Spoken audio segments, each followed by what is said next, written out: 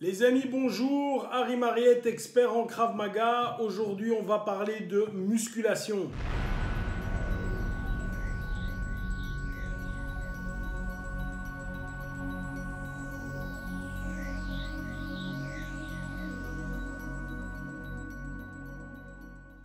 Alors voilà les amis, je sais qu'il y a pas mal de youtubeurs dont c'est le core business, qui font que ça et ils le feront sans doute beaucoup mieux que moi.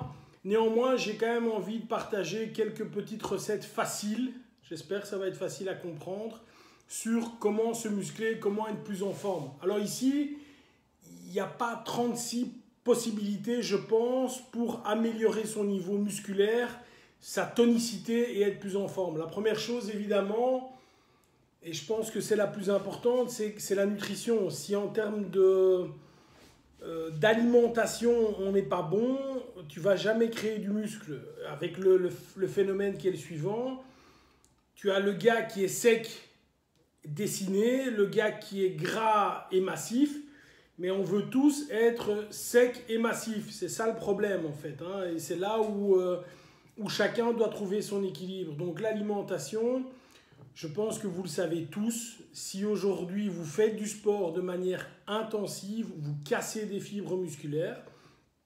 En cassant des fibres musculaires, il faut les régénérer. Qu'est-ce qui va régénérer celles-ci? Ce sont les protéines. Vous devez donc manger des protéines à chaque repas idéalement, première chose. Deuxièmement, combien de protéines? 1 gramme, 2 grammes, 10 grammes par kilo de poids de corps, c'est évidemment stupide. Vous constaterez que simplement si vous mangez entre 1 et 2 grammes de protéines par kilo de poids de corps, excusez-moi, c'est déjà fantastique. Donc ça, c'est pour les gens qui s'entraînent très fort en musculation, ils sont à 2 grammes. Un sportif normal, 1 gramme et demi, il sera très bien. Donc ça, c'est le premier point. On parle également d'une fenêtre anabolique. Alors il y a des gens qui disent que c'est vrai, d'autres qui disent que ce n'est pas vrai.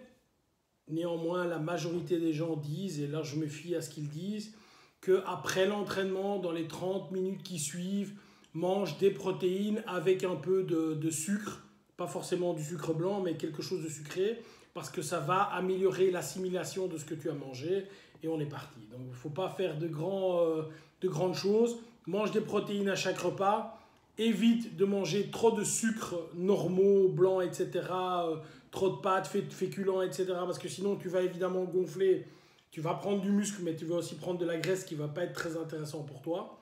Donc l'alimentation, c'est le schéma, c'est la base. Si tu ne manges pas, tu peux faire ce que tu veux, tu ne te muscleras pas. Premier point, alimentation. Deuxième point, on va parler du volume d'entraînement. Alors je ne connais évidemment pas ton volume d'entraînement, mais tu as le corps qui correspond à ton volume d'entraînement actuel. Donc si tu veux augmenter ton physique, une des clés, c'est pas la seule, mais une des clés, c'est augmenter ton volume, faire plus de séries ou t'entraîner plus souvent, avec évidemment une limite qui est la suivante.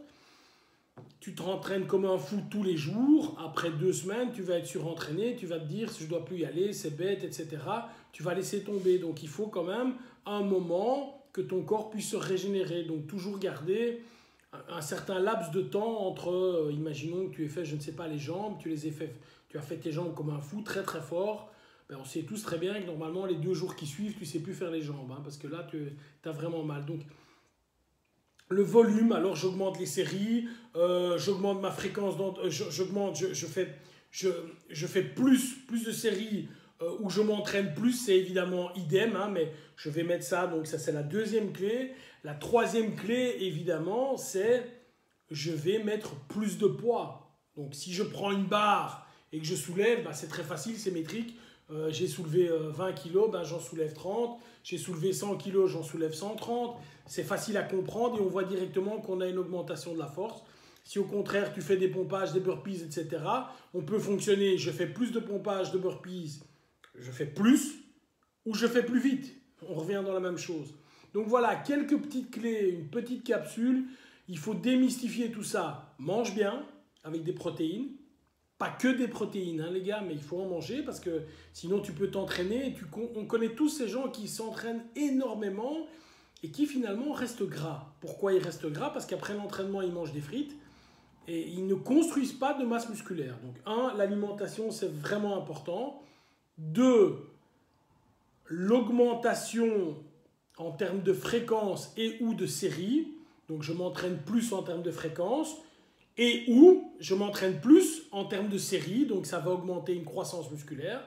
Troisième chose, je mets plus de poids ou je vais je vais simplement faire plus de reps si je fais des burpees ou des choses comme ça. C'est trois clés très simples qui vont te permettre d'augmenter ton physique assez rapidement. Encore une notion là-dessus, beaucoup de gens me demandent « Tiens Harry, quel programme, qu'est-ce que je peux faire, etc. » Vous savez que personnellement, je suis trop lourd, je fais 120 kg. Je suis trop lourd que pour faire des burpees, des machins, des trucs, je vais me faire mal. Donc moi, je préfère faire de la musculation classique et un peu de cardio à côté. Ça, c'est ce que je préfère faire. Néanmoins, il y a aujourd'hui plein de sites qui vous proposent des programmes tout faits et bien faits. Je prends l'exemple, je vais le mettre dans la description, il y a Muscle et Fitness qui a sorti un programme pour la nouvelle année 2018, il sera en lien, donc vous regardez, qui est simplement super. Si tu fais de la muscu traditionnelle, tu n'as qu'à suivre ça, bien manger et tu ne peux pas ne pas progresser. Voilà, petite capsule sur la muscu, on me l'a demandé, je vous l'ai donné. Bye bye.